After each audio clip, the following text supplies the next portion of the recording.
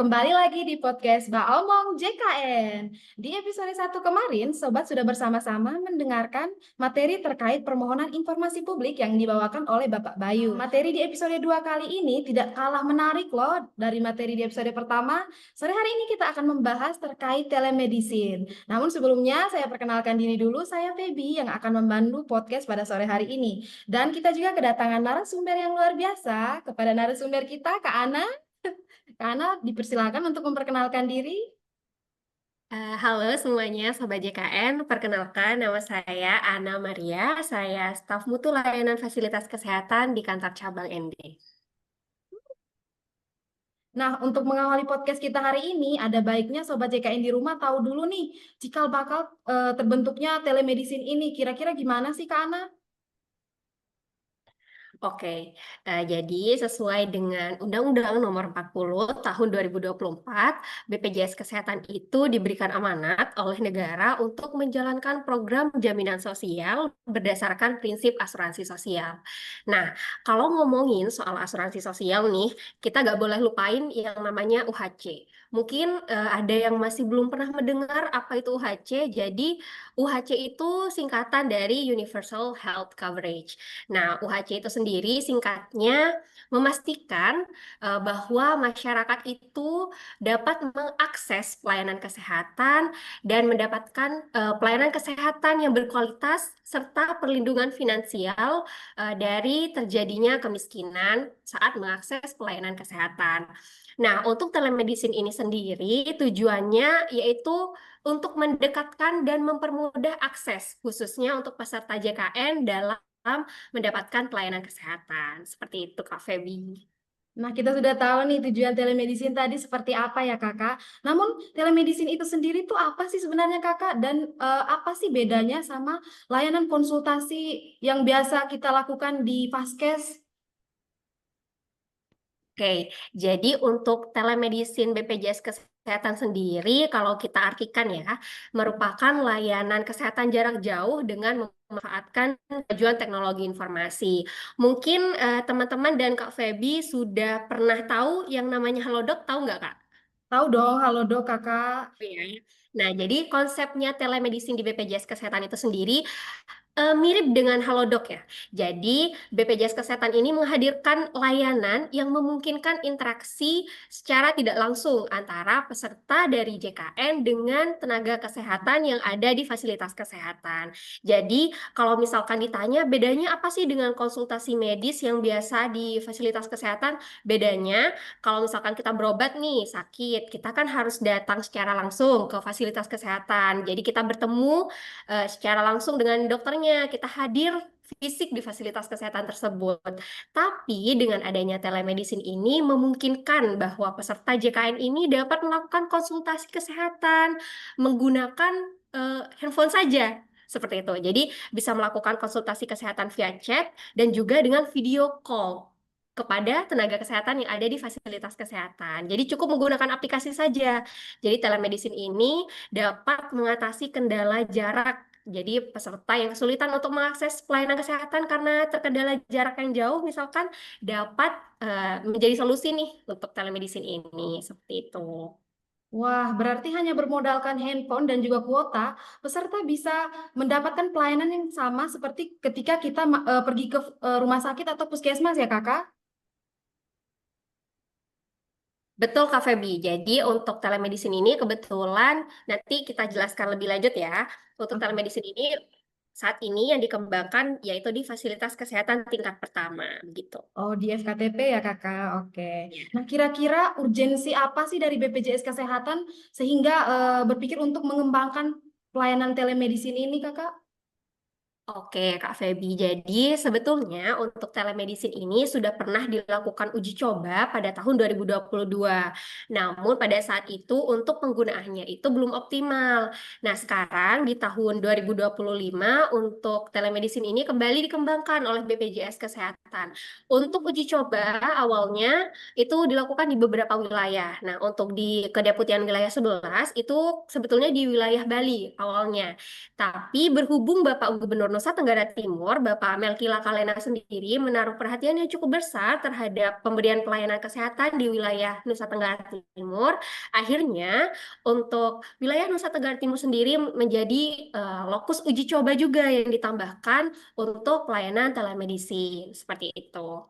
Wah, karena pasti sobat JKN di rumah pasti ada nih yang tertarik untuk mengakses layanan telemedicine ini. Nah, kira-kira gimana sih Kak caranya mereka bisa mengakses layanan ini? Apakah ada aplikasi khusus atau ada platform yang bisa digunakan untuk mengakses layanan telemedicine, Kakak? Oke, untuk aplikasinya sendiri, mungkin teman-teman sekalian yang sudah pernah mendownload aplikasi mobile JKN di sini. Pasti Nah, ada dong, Kakak. untuk Iya. telemedicine itu sendiri ada di aplikasi mobile JKN. Nah, mungkin ada yang belum pernah mendengar aplikasi mobile JKN nih, Kak Feby, jadi saya coba jelaskan sedikit apa itu ya.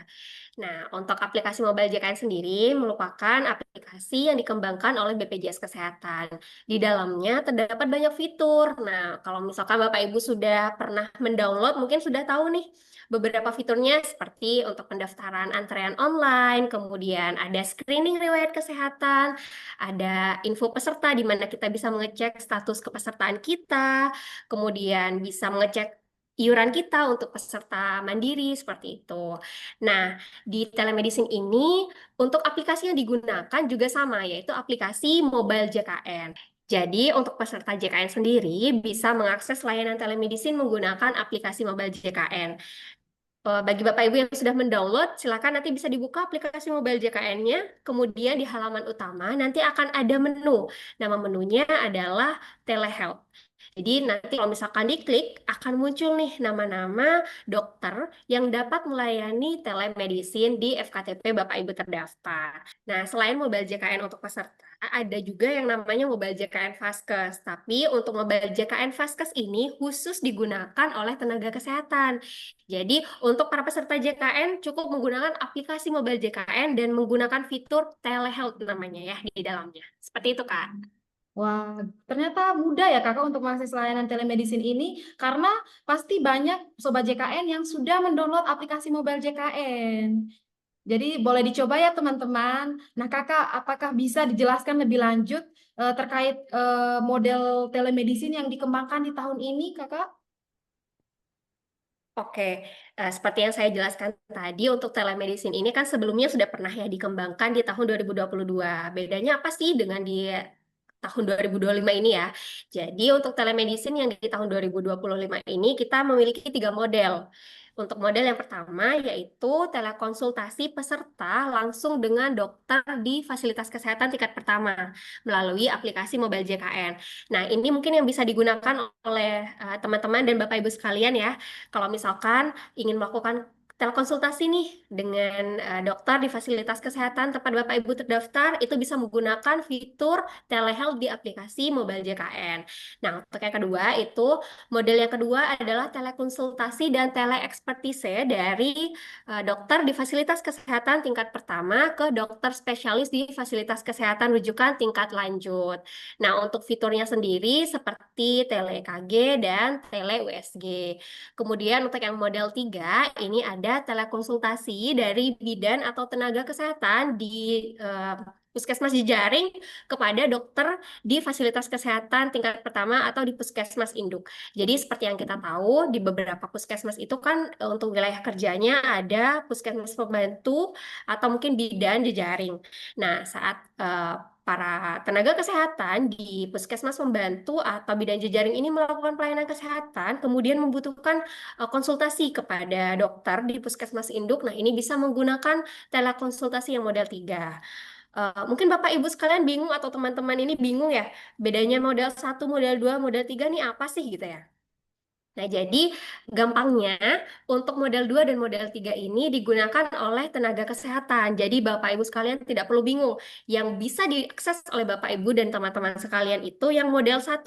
Jadi telekonsultasi untuk melakukan konsultasi online kepada dokter di fasilitas kesehatan tingkat pertama di mana teman-teman dan Bapak Ibu terdaftar. Seperti itu. Wah, ternyata tidak hanya konsultasi antara peserta dan dokter di FKTP, tetapi ada juga konsultasi antara sesama tenaga medis ya, Kakak? Wah, sangat luar Betul. biasa ya. program ini. Nah, Kakak dalam mengembangkan suatu program pasti ada yang namanya tantangan ya, Kakak. Kira-kira ada tidak tantangan yang dihadapi BPJS Kesehatan dalam mengembangkan layanan telemedicine ini?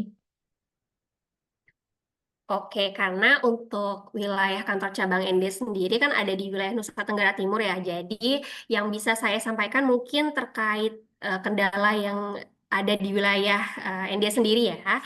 Jadi untuk konteksnya Kak Feby, untuk kantor cabang ND ini sendiri per April 2025 ini untuk fasilitas kesehatan tingkat pertama yang bekerja sama itu ada 163 FKTP.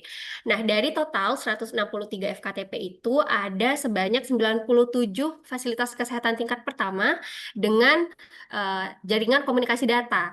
Jadi, mungkin tidak sama dengan di Jawa ya, di mana akses internet itu bisa digunakan oleh setiap orang di semua wilayah. Kebetulan untuk di wilayah Nusa Tenggara Timur, khususnya di kantor cabang ND ya, ini masih ada beberapa fasilitas kesehatan yang tidak tersedia jaringan komunikasi data, dan itu menjadi salah satu tantangan terbesar di mana kita agak kesulitan nih untuk menerapkan telemedicine. Nah, untuk diketahui juga teman-teman, Kak Feby, jadi untuk di wilayah kantor cabang ini sendiri, karena telemedicine ini masih dalam tahap uji coba, memang belum seluruh FKTP dengan jaringan komunikasi data itu bisa menerapkan telemedicine. Ini ya.